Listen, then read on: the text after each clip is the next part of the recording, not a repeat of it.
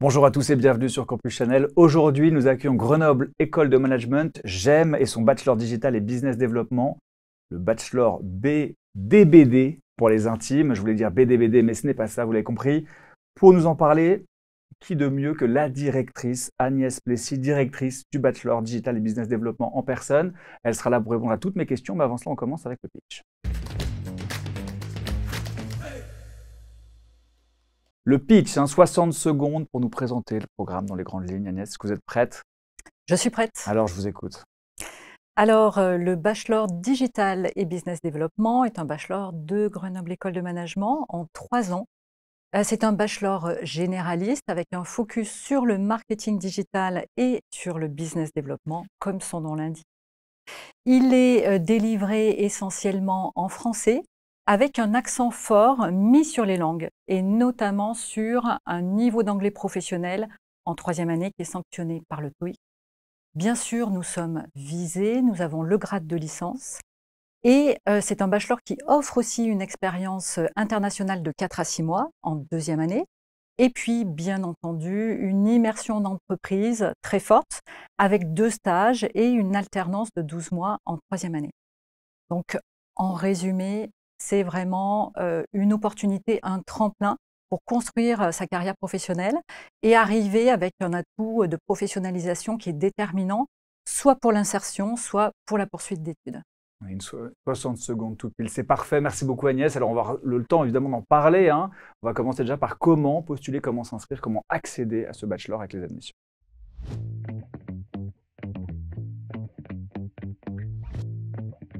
Une première question très simple qui va manquer beaucoup d'originalité. Quelles sont les différentes étapes du processus d'admission et qu'est-ce qu'elles permettent d'évaluer chez vos candidats ces étapes?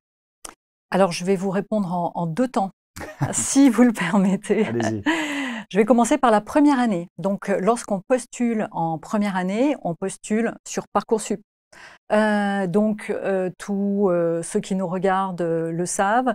Sur Parcoursup, il y a des délais. On a actuellement jusqu'au 14 mars pour faire ses vœux. Ensuite, il reste quelques jours jusqu'au 6 avril pour compléter sa candidature. Et ensuite, nous recevons tous nos candidats à l'oral pour un test d'anglais, donc à l'oral d'une vingtaine de minutes, qui va tester l'expression et la compréhension en anglais, et également un entretien de motivation de 20 minutes, voilà, Donc pour ça faire c'est pour connaissance. Bac+1. C'est pour Bac+1, voilà, Très bien. exactement. Et puis, nous avons aussi des admissions en parallèle, donc ce que nous appelons des admissions sur titre, en 2e et en 3e année. Donc, pour la 2e année, ce sont des candidats qui ont validé dans un domaine proche du nôtre, en économie, gestion, communication, etc., un Bac+1. Et pour l'accession directe en 3e année, ce sont des candidats qui ont validé un Bac+2, beaucoup d'étudiants qui ont validé des BTS en commerce international ou bien des BTS dans le domaine commercial et qui veulent se professionnaliser et aller chercher un bachelor d'école de commerce. Quel lien avec le digital il est conseillé d'avoir? Que ce soit Bac+1, Bac+2, est-ce qu'il faut avoir déjà être très à l'aise avec tous les outils ou est-ce que c'est une appétence plus que des connaissances? C'est d'abord une appétence. Évidemment, puisque le digital aujourd'hui, nous sommes tous utilisateurs. Donc évidemment, tous les étudiants qui postulent sur le bachelor DBD ont tous une expérience utilisateur, voilà, comme tous les jeunes de leur génération et comme nous tous aujourd'hui. Donc cette appétence est vraiment importante. Ce que je note aussi chez nos candidats, c'est qu'on a une partie de nos candidats qui vont bien au-delà de l'appétence, qui ont déjà développé des sites ou qui font du commerce sur le web, qui ont déjà une mini-entreprise dans le marketing digital. Et évidemment, ça fait partie des projets professionnels qui sont extrêmement intéressants. Vous avez mentionné l'entretien de motivation. Oui. À quoi il faut s'attendre quand on est un jeune étudiant, on n'a pas forcément d'expérience professionnelle, on a un CV somme toute modeste. Quelles sont les questions qu'on va nous poser? Comment il faut s'y préparer?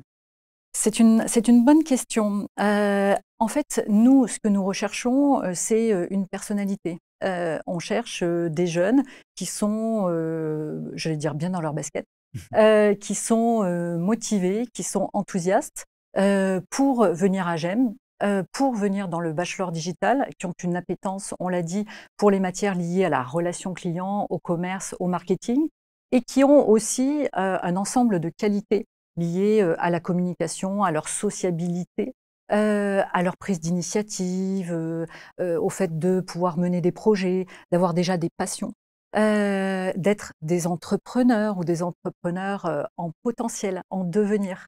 Donc, nous allons, dans l'échange que nous avons, aller chercher à évaluer ces éléments, vraiment à faire connaissance en toute bienveillance pour se dire, d'une part, est-ce que le bachelor EGEM est un élément qui peut être un élément à valeur ajoutée pour ce jeune dans sa trajectoire aujourd'hui?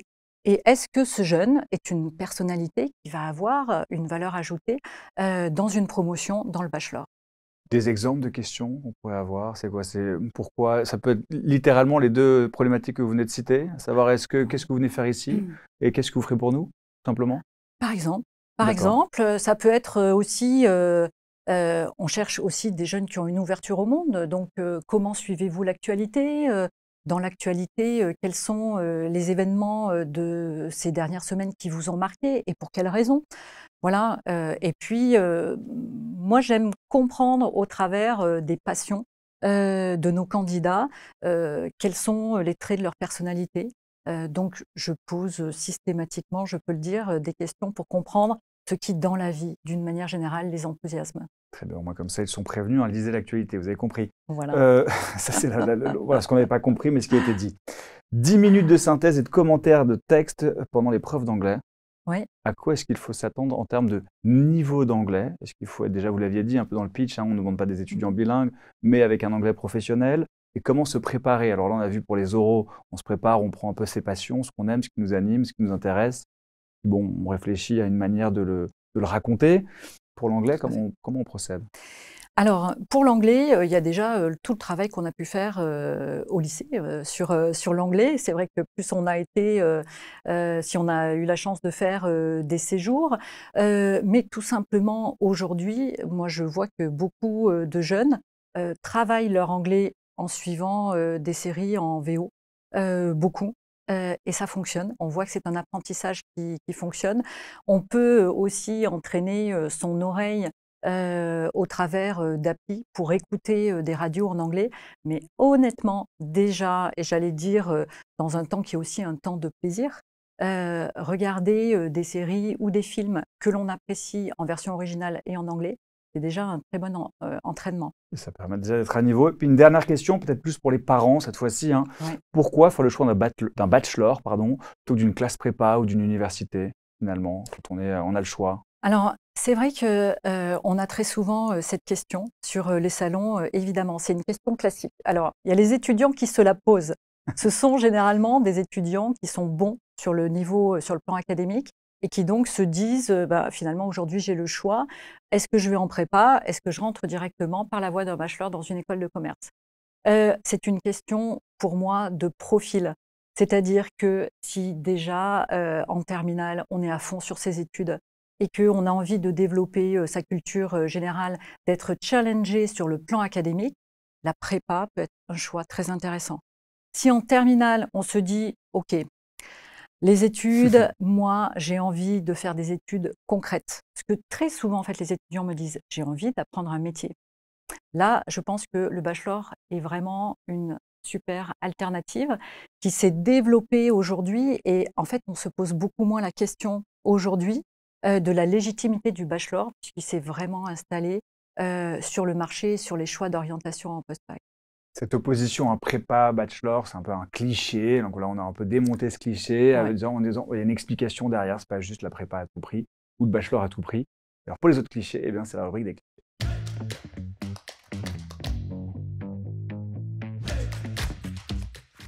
Ces idées toutes faites, hein, préconçues, ces a priori qu'on peut avoir concernant Grenoble École de Management, un bachelor, le BDBD tel que je l'appelle moi personnellement, dites-nous, quel serait le premier qui vient à l'esprit? Alors peut-être un cliché sur j'aime, c'est à Grenoble uniquement au milieu des montagnes. Ce serait logique. Grenoble École de Management à Grenoble. Jusque-là, je ne suis pas surpris. Voilà, c'est Bon, cohérent. oui.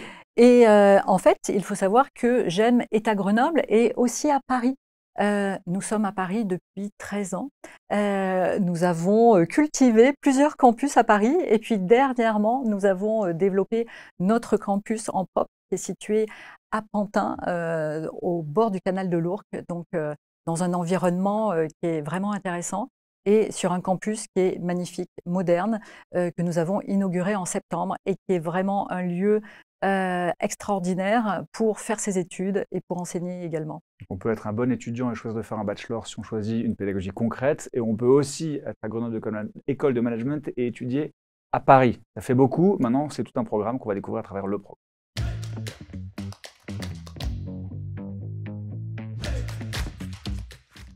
Et ma première question, Grenoble ou Paris, comment choisir maintenant que vous avez évoqué ces deux campus?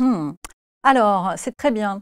Donc sur le bachelor, en fait, aujourd'hui, nous avons le choix en 3e année de faire son alternance à Grenoble ou à Paris. Donc on vient en première année pour connaître les joies du campus de Grenoble, de sa vie associative, de sa vie étudiante et pouvoir devenir vraiment, j'allais dire, étudiant à Grenoble École de Management au sein de nos 2 campus grenoblois, pouvoir découvrir l'ensemble de son cursus au sein du BDBD et ensuite, finalement j'ai Oui, repris vous avez repris votre j'apprécie, acronyme. j'apprécie. Et ensuite, en 3e année, lorsqu'on arrive en alternance, on a le choix de faire son alternance à Paris ou de rester dans la région Auvergne-Rhône-Alpes sur le campus de Grenoble pour faire son alternance. Deux campus, mais c'est aussi deux langues vivantes. Est-ce qu'elles sont obligatoires? Absolument.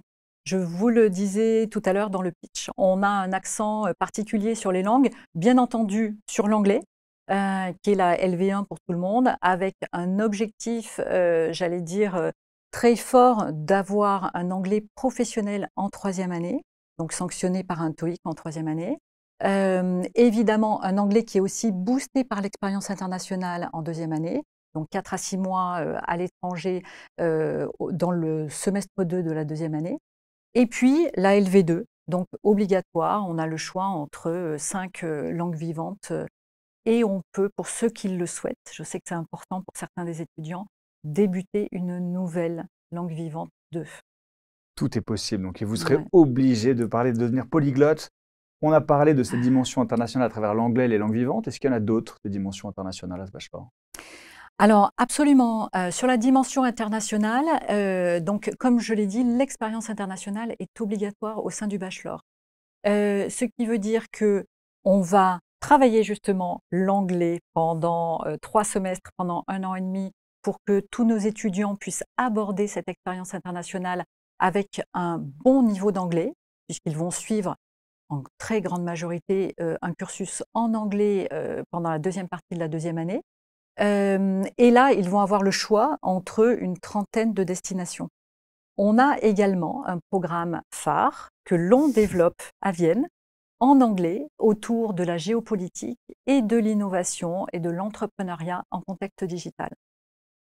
Des cours de marketing dans un magasin connecté. Moi, c'est ce Mmh. dont j'ai entendu parler. Est-ce que Ouais, vous avez d'autres exemples? Alors déjà, peut-être nous expliquer ce que ça veut dire. Et puis, ouais. est-ce que vous avez d'autres exemples comme ça de pédagogie en immersion utilisée par le BDBD?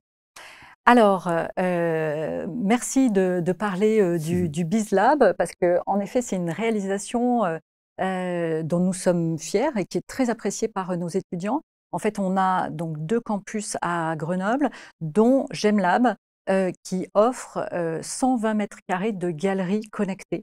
C'est le concept en fait de GemLab, c'est d'avoir de l'appartement jusqu'au shop connecté, un parcours client qui est entièrement en immersion et que l'étudiant va pouvoir suivre selon des scénarios qui vont être établis en fonction des cours que l'on fait suivre dans cette galerie connectée.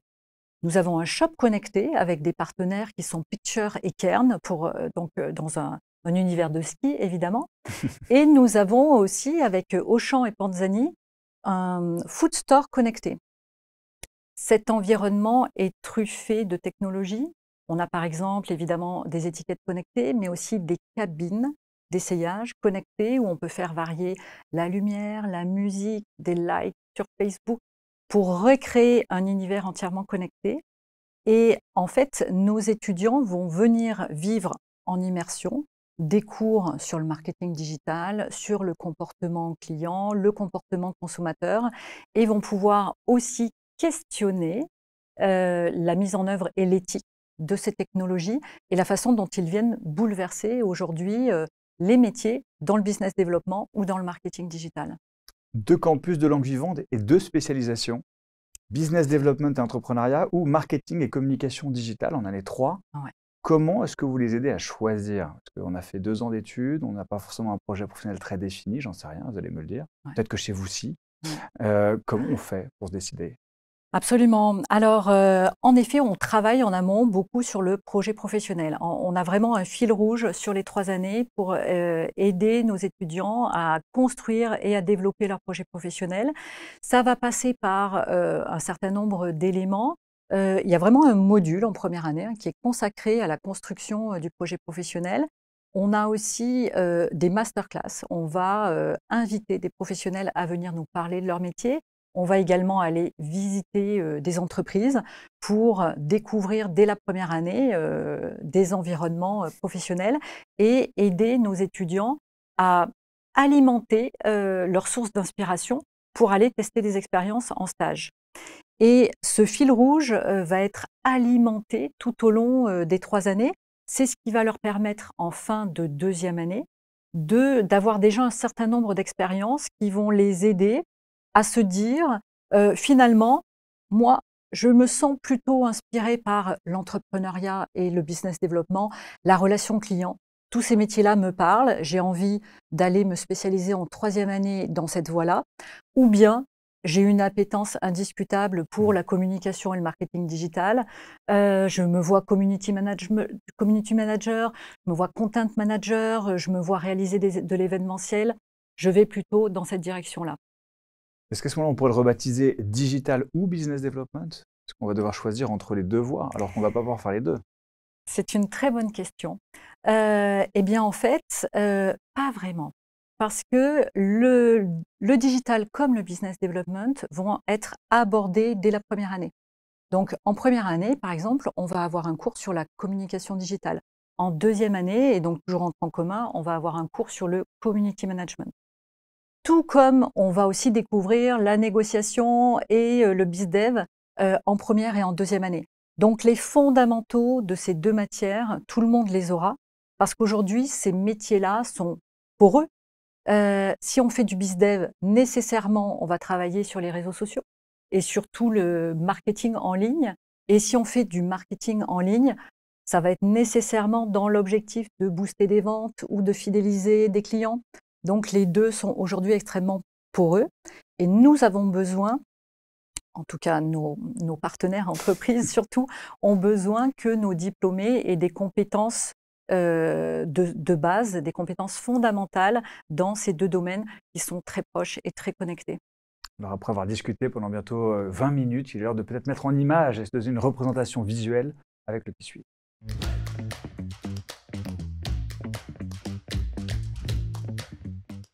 Le qui suis-je? 3 personnalités que je vais vous présenter. Vous allez devoir me dire, Agnès, laquelle, selon vous, représente le mieux le BDBD tel que je l'ai nouvellement nommé. Elles apparaissent de chaque côté, mais je pense qu'à votre droite, c'est plus simple. Première, on va partir de droite. James Bond. James Bond, je l'ai pris parce que dans un campus chrono qu'on a fait aussi concernant le BDBD, on parlait d'une pédagogie de l'action, une pédagogie en immersion. Alors, je pense que James Bond est au cœur de l'action en permanence pour sauver le monde. Peut-être que vos étudiants ont la même vocation. On voit qu'il est en train de jouer. Il y a peut-être une dimension, c'est la vie associative à GEM. Alors, bien sûr, pas de jeu d'argent, hein, mais ça pourrait être une manière d'illustrer la vie associative. C'est pour ça qu'il m'a fait penser au BDBD. Au centre, c'est R2D2. Alors, BDBD, R2D2, 2B, 2D, 2R, 2. Voilà, bon, je fais ce que je peux. C'est le jeu de mots que j'ai trouvé. Puis il y a une dimension internationale, c'est Star Wars quand même. Bien sûr. On retrouve au sein du bachelor. Et en fait, globalement, R2D2, c'est un droïde polyvalent qui va aider ses compagnons à réussir. Et peut-être que aussi au sein de... c'est pas vous, ça serait peut-être un professeur qui n'est pas le personnage principal, mais qui aide ses étudiants justement à accéder au métier qu'ils décident d'exercer. Et puis tout à gauche, c'est Léna Situation. On parlait de business développement, de digital. Bon, là, je pense qu'elle a très très bien compris, très très bien saisi Léna Situation pour la présenter. C'est en 2022 la première influenceuse française. En 2021, elle est dans les 30 Français de moins de 30 ans les plus influents. En 2024, elle est à la 15e place sur 18 des plus puissants influenceurs de mode de l'année. Bref, et puis son père est un auteur de bande dessinée, donc on reprenait BD. Voilà, comme ça, j'ai filé jusqu'au bout La ce nouveau métaphore. titre, absolument. Bravo. Mais elle incarne pour moi, je pense, qu'on peut faire avec du digital et du business développement. Elle l'a déjà très bien démontré. Voilà, donc ça, ce sont mes explications, mais il y a les Parfait. vôtres, il y a la vôtre. Laquelle, selon vous, correspond le mieux au bachelor que vous représentez? Alors, je vais commencer par une question. Est-ce que je suis vraiment obligée de faire un choix? Absolument, vous êtes obligé de faire un choix. C'est terrible. Alors, je prendrai Léna. Allons-y. Voilà. D'une part, parce que c'est une femme et qu'aujourd'hui, on le sait, dans le digital, dans les métiers du digital, les femmes sont encore sous-représentées. Donc, dans l'entrepreneuriat et dans le digital, nous souhaitons bien entendu former des étudiantes qui seront les futures entrepreneuses du digital, les futures influenceuses, et aussi pour son tempérament, ce qu'elle représente. Nous, aujourd'hui, évidemment, comme je vous le disais, nous allons chercher des étudiants qui ont cette qualité entrepreneuriale, qui ont aussi cette qualité de communication, l'envie de créer des contenus, d'influencer positivement leur environnement et de pouvoir communiquer, fédérer des clients, des communautés. Parfait, merci. Vous êtes prête à l'exercice. Léna, situation, vous l'avez compris, des explications bien plus techniques que les miennes. On doit beaucoup moins de jeux de mots, mais sûrement plus intéressantes. On arrive, que fait-on une fois que nous sommes diplômés? C'est l'heure des débouchés.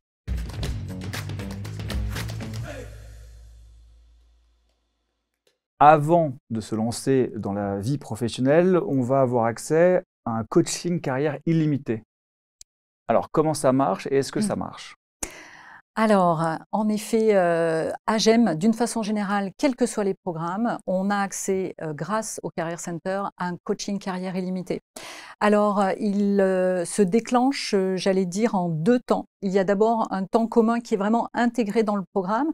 Je parlais tout à l'heure de la façon dont nous structurons l'accompagnement sur le projet professionnel. Dans cet accompagnement, donc, il y a des ateliers sur lesquels on va travailler son CV, sa lettre de motivation, son profil LinkedIn, la façon de préparer aussi les entretiens et les techniques de recherche pour son alternance, son stage, etc. Au-delà de ça, chaque étudiant a accès à un coaching carrière illimité avec le Career Center et donc peut prendre rendez-vous en ligne et donc soit en présentiel, soit à distance, bénéficier d'un coaching pour préparer ses entretiens, par exemple, ou pour peaufiner tous les éléments de sa candidature au moment où il est en recherche de stage ou d'alternance.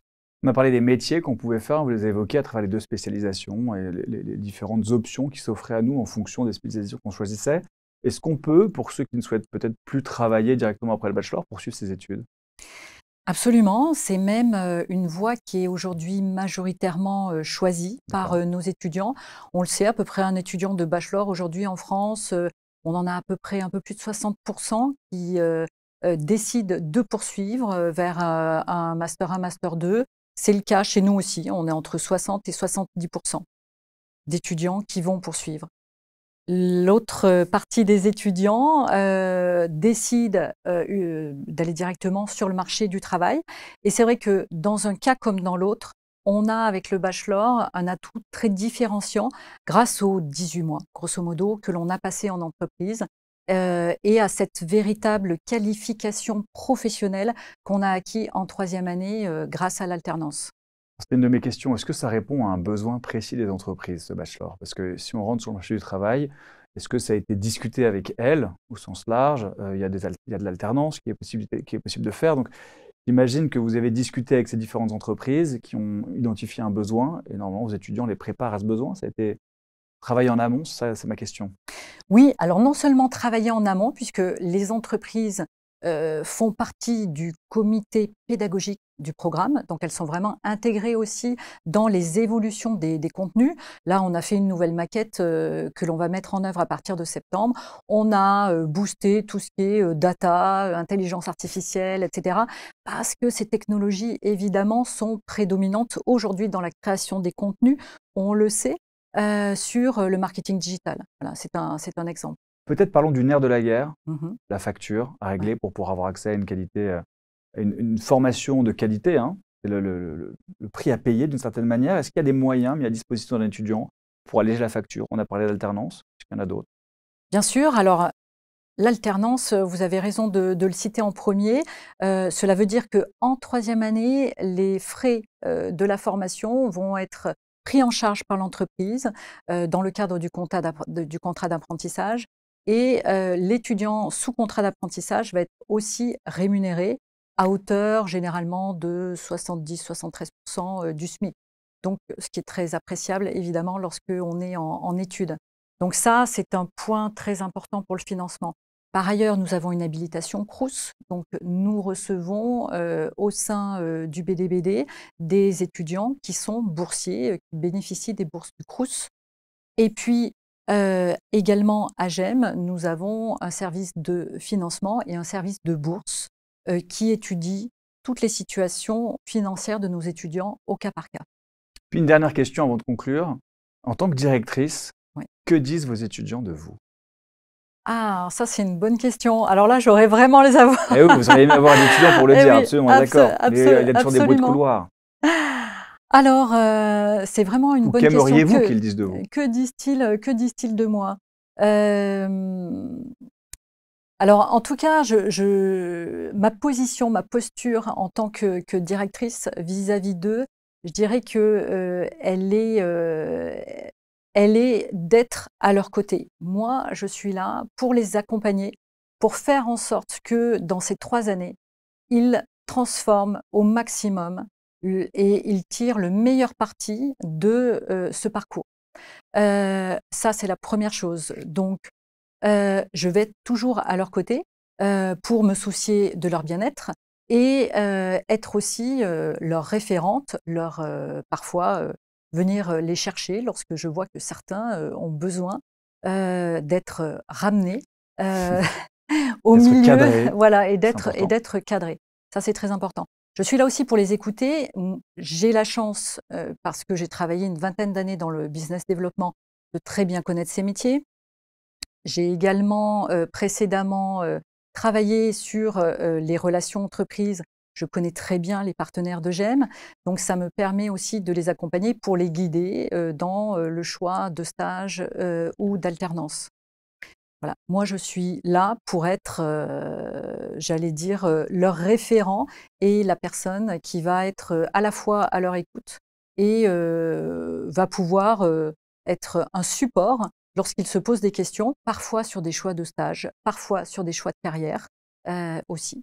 Comme ça, moi, tous les futurs étudiants du BDBD, maintenant vous le savez à quoi vous attendre, à quelle chose vous allez être manger ou pas, ou à quel point on va s'occuper de vous. C'est l'heure de la conclusion avec le temps additionnel.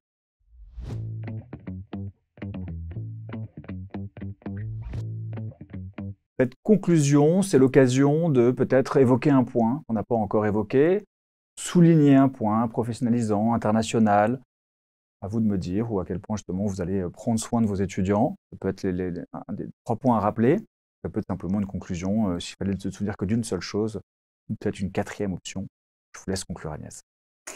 Alors, je vais choisir le point professionnalisant puisque vous l'avez compris, c'est l'un des fils rouges de ce bachelor. Pour redire à tous nos candidats ou à tous les étudiants qui aujourd'hui s'interrogent et ont envie de candidater sur le bachelor, que oui, ce bachelor est fait pour apprendre à la fois un pied dans l'entreprise et un pied à GEM, que c'est une combinaison qui fonctionne très bien et que je ne peux que leur recommander donc de peaufiner dans leur CV toutes les expériences professionnelles, donc de saisir par exemple l'occasion de l'été pour aller faire des jobs, des stages en relation avec les clients sur le terrain ou bien des projets passion, voilà, dans la musique, dans l'associatif, dans le sport, aller faire des projets, aller aussi utiliser ce temps pour tester et démontrer leur qualité d'entrepreneur. Merci Agnès, merci d'avoir répondu à toutes mes questions. Vous l'avez compris, si vous voulez devenir polyglotte, si vous souhaitez une pédagogie en immersion par l'action, si vous souhaitez voyager aussi, hein, parce qu'il y aura de l'international beaucoup de stages avec une dimension professionnalisante, et puis la possibilité d'être à Grenoble École de Management et d'étudier à Paris. Ça aussi, c'est une option que vous aurez. C'est au Bachelor Digital et Business Development de Grenoble École de Management. Merci d'avoir regardé Campus Channel. Je vous dis à très bientôt.